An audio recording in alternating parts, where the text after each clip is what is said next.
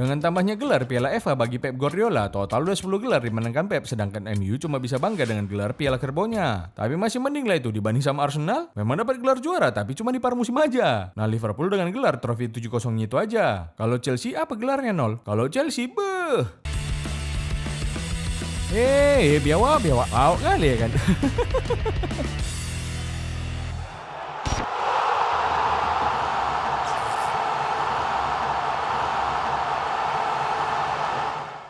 Oke kawan-kawan, hari ini aku mau cerita sedikit lah tentang final Liga Champions yang udah main kemarin itu. Udah lama gak bikin video ya kan. Cemana lah datang pula lord kesayangan kita si Lingard di Hoki Indonesia. Ya harus kita jumpai lah ya kan. Yang belum tahu kemarin aku jumpa sama si Lingard, nanti aku bikin video vlognya. Tapi buat sementara kalian tengok aja highlight Instagram Suara Cino lewat geng. Nah sebelum kita ke final Liga Champions, kita bahas dulu final kompetisi Eropa lainnya. Dimulai dari yang paling kecil dulu lah ya. Final UCL Mini musim ini ada wakil Fiorentina melawan wakil dari Inggris yaitu West Ham. Gak menarik lah nol. Langsung aja lah UCL dibahas. Gak menarik kalian bilang sekelas Chelsea pun gak masuk ke kompetisi ini. Tunggu dulu lah. Fiorentina menguasai jalannya pertandingan dengan melepaskan 5 kali peluang, tapi belum berbuah gol juga. Kayak gini lah Liga Italia, yang papan atas saja payah kali nyetak gol, apalagi papan bawahnya. Masuk di penghujung babak pertama, Fiorentina berhasil unggul lewat Luka Jovic. Cuma gol orang ini dianulir karena offside. Babak pertama pun berakhir dengan skor sama kuat 0-0. Betul juga kata kalian tadi, wah geng, gak ada menarik-menariknya final Conference League ini. Masuk babak kedua, beberapa kali Fiorentina membombardir pertahanan West Ham. Tapi gagal teruslah serangan orang ini. Padahal lawannya cuma West Hamnya. Untung gak Liverpool lawannya. Sempat tadi Liverpool, udah menang dari awal lah Fiorentina.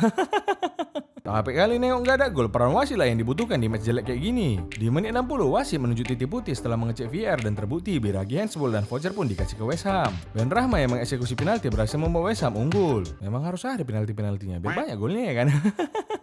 Habis itu betul, cuma butuh waktu 5 menit buat Fiorentina menyamakan kedudukan lewat gol Bonaventura. Makin seru lah pertandingannya kan, cuman kurang menarik buatku, orang gak ada lawak-lawaknya ya kan.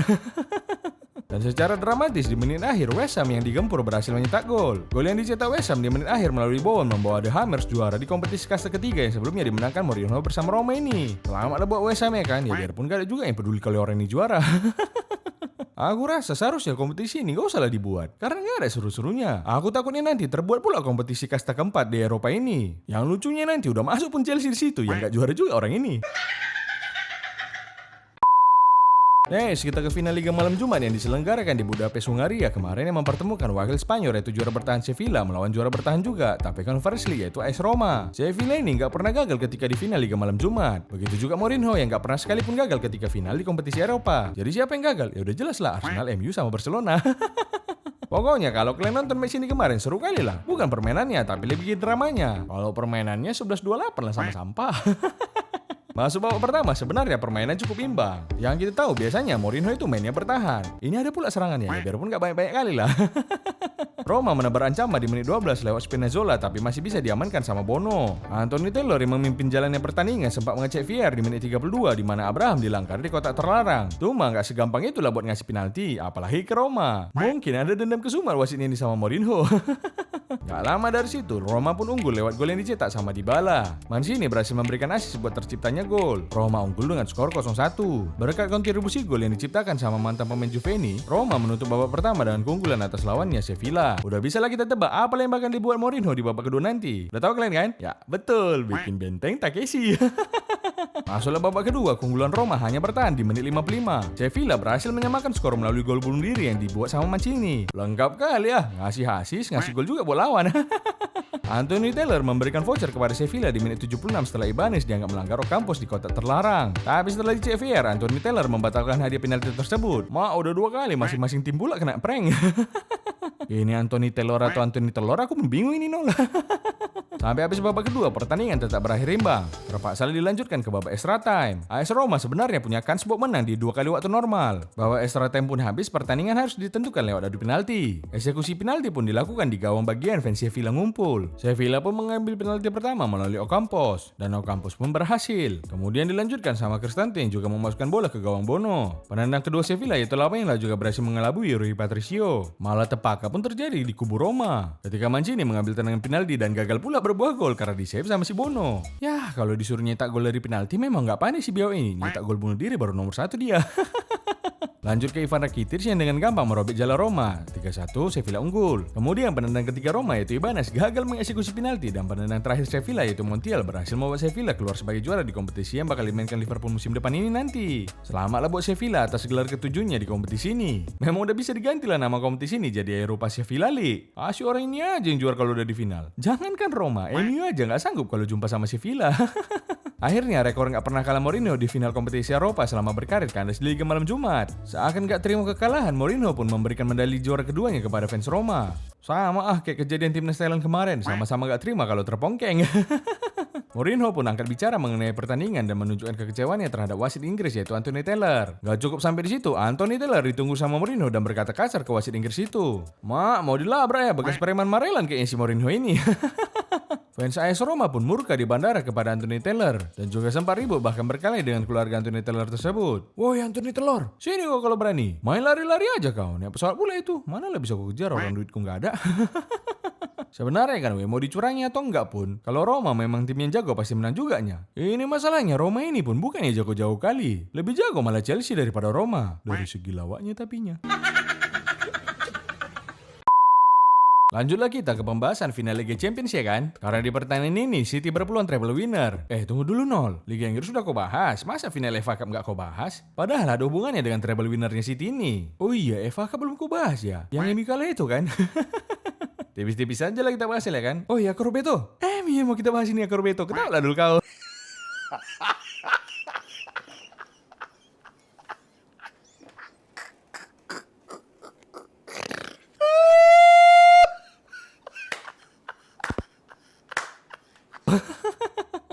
Udah ketawa dia berarti udah tahu lah kalau MU terpongkeng ya kan. Duel Lato-Lato tersaji di final FA Cup yaitu Guardiola melawan Ten Hag. Karena pelatihnya Lato-Lato, maka wasit yang memimpin jalannya final pun harus Lato-Lato juga. Pertandingan baru dimulai, cukup 3 kali sentuhan City langsung menciptakan gol pertama mereka melalui tendangan voli keren dari Gundogan. Saking kerennya De Gea terpelongo terdiam 1000 bahasa melihat bola yang masuk ke gawangnya. Si Ten Hag pun langsung suntuk ya kan. Ini bukan derby Lato-Lato lagi lah, Lato-Lato lol yang ianya. 1-0 Manchester City unggul. Ini adalah gol tercepat selama sejarah final FA Cup. Memang kalau bikin rekor kebodohan, MU yang paling jago. Di pertandingan ini City yang lebih mendominasi pertandingan, tapi MU bermain lebih efektif. Apalagi efektif mencari kesempatan buat dapat penalti. Final ini soalnya agak disetting lah sikit biar agak seru ya kan. Grealish kedapatan handsball di dalam kotak penalti. Setelah dicek VAR, wasit menunjuk titik putih dan Bruno pun berhasil mengeksekusi penalti tersebut dan membuat MU bisa menyamakan kedudukan. Skor pun menjadi imbang 1-1. Musim ini MU dapat penalti lebih sedikit daripada tim besar lainnya. Tapi sekalinya dapat penalti langsung di final, ngeri. Beckham sempat selebrasi ketika Bruno berhasil mencetak gol. Bang Beckham, belum habis pertandingan ini, jangan senang dulu. Nanti senang di awal, sedih di akhir. Ini kurasa si Beckham ini kesini mau nengok siapa yang cocok jadi tandem Messi di Inter Miami. Bukan untuk main, tapi ya untuk nyuci baju Messi lah daripada di timnya nggak guna ya kan.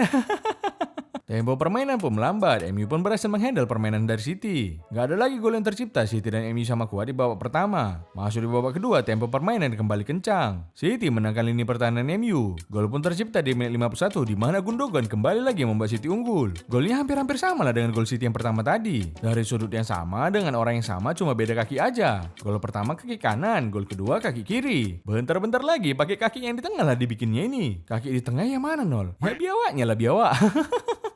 City pun unggul dengan skor 2-1. Agak gimana gitu kita nengok si De Gea ini. Bisa 2 kali kebobolan. Kayaknya dia ini tergantung syutingannya. Kalau keras dia pun keras. Kalau lembek dia malah jadi lebih lembek lagi ya kan.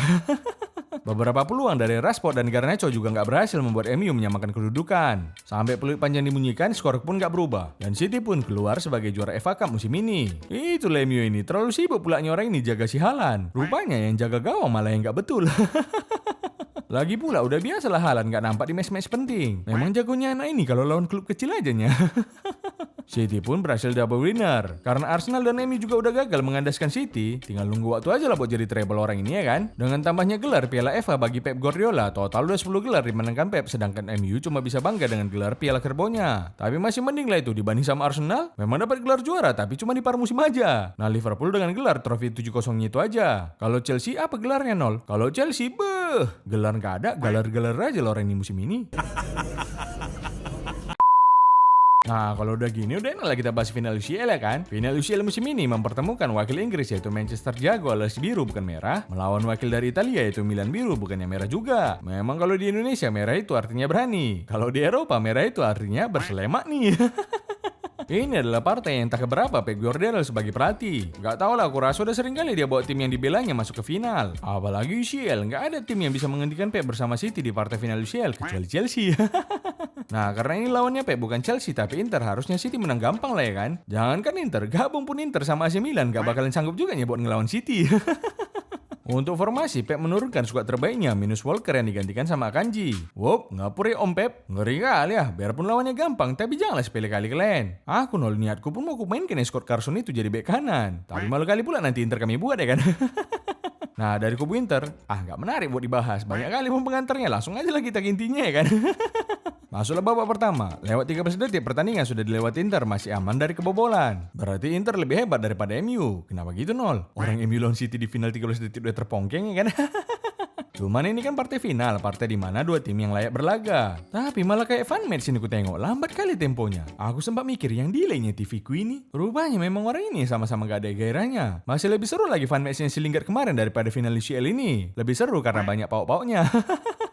Di awal babak ini masih kita tengok lah kalau Inter mainnya lebih disiplin dan nothing tulus. Inter dapat peluang dari serangan balik cepat. Cuma penyelesaian yang dibawa Brozovic tinggi kali. Jangankan ke gawang, tercampak sampai keluar stadion pun itu kayaknya tinggi kali ya.